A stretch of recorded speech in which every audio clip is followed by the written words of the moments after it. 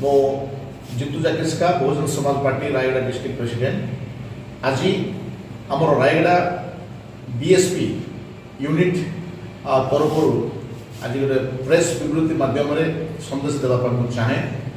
आपण मैंने जानी अगस्ट 1 तारिख दिन माननीय सुप्रीम कोर्ट एसटी एससी मानक उपरे कोटा भितर कोटा क्रिमिलियर व्यवस्था जो लागू करने जो आईन पास कर बिना पार्लियामेंट बिल रे आ राष्ट्रपति को न पचारिक जो करा जायछि आ ताहा विरोध रे सारा भारत वर्ष रे संगठन माने भारत बंद पर डाकरा देछंती आ 21 अगस्त तारिख दिन से बंद डाकरा को आमे से बंद पालन को आमर बहुजन समाज पार्टी तरफ आपको निर्देश दिया जायछि आमर बीएसपी पार्टी सुप्रीमो बहन मायावती जी एवं राज्य सभापति आदेश क्रमे आज आम सूचना देवाई चाहूँ आमर रायगड़ा जिला बहुजन समाज पार्टी शाखा तरफ 21 तारिख में जाऊा भारत बंद आंदोलन को आम पूर्ण मात्रा रे समर्थन करूँ शांतिपूर्ण भाव में करूँ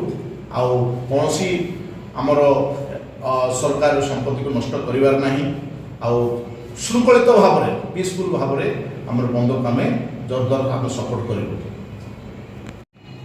नमस्कार, मो ना पूर्णचंद्र डागिरी रायगड़ा जिला बहुजन समाज पार्टी सीनियर कर्मकर्ता। गत अगस्ट 1 तारिख माननीय सुप्रीम कोर्ट जो निर्देश देते एससी एसटी रिजर्वेशन उपर जो क्रिमिनल लगे कोटा भितर कोटा यहाँ गोटे जाति को जाति सहित झगड़ा कर व्यवस्था यहाँ बिल्कुल असंवैधानिक। तेणु ऑल इंडिया शेड्यूल कास्ट और शेड्यूल ट्राइब फेडरेशन आपको विरोध करी 21 तारिख जो भारत बंद डाकरा देती रायगड़ा जिला बहुजन समाज पार्टी ताकू संपूर्ण समर्थन करी जिले में केमती आंदोलन तीव्र अति तीव्र हो जानवाहन चक अख सटर डाउन रही Bahujan Samaj party all India SC ST federation को समर्थन कर बंद पालन सहयोग कर।